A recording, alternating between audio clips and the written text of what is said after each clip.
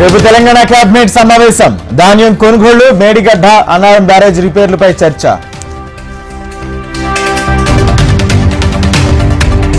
Peerzadiguda mayor corporator kidnap కు కాంగ్రెస్ ప్రయత్నం సరికాదు. ప్రజాప్రతినిధులపై దాడులు గమనించమన్న హరీష్ రావు మండిపాడు. రేపు విద్యారంగంపై సీఎం రేవంత్ కీలక సమావేశం. స్టూడెంట్స్ వస్తువులపై తీసుకోవాల్సిన జాగ్రత్తలపై చర్చ.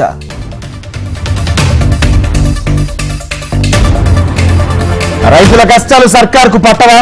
ప్రభుత్వం వడ్లను ఎందుకు కొనడం లేదని బండి సంజయ్ నిలదీత. రేవంత్ అసత్య ప్రచారాలను ప్రజలు నమ్మడం లేదు. ఎన్నికల హామీలను అమలు చేయట్లేదని కిషన్ రెడ్డి విమర్శ. రుణమాఫీపై కాంగ్రెస్ పోటకో మాట మారుస్తుంది. బీఆర్ఎస్ పాలనలో కరెంటు, రైతు బంధు సమయానికి వచ్చేవన్న కేటీఆర్. పాలేరులో పొంగులేటి పర్యటన, పల్లి పల్లెకు తిరిగి ప్రజా సమస్యలపై ఆరా.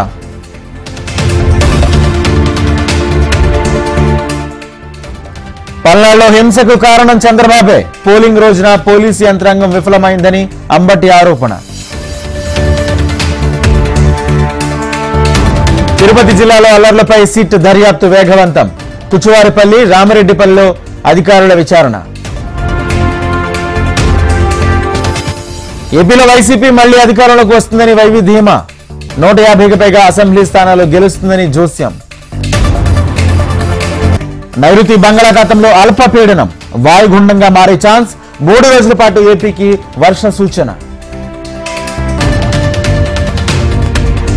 అనంతపురం జిల్లా బొరబకొండలో నీటికి కటకట.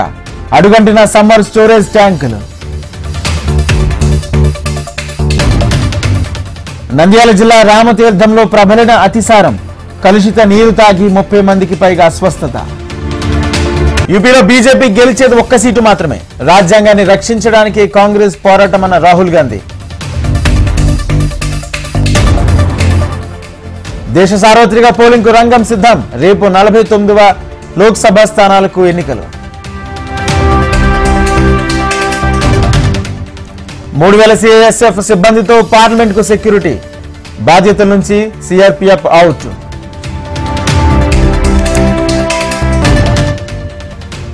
కిర్గిస్థాన్ యూనివర్సిటీలకు భారత ఎంబసీ లేఖ.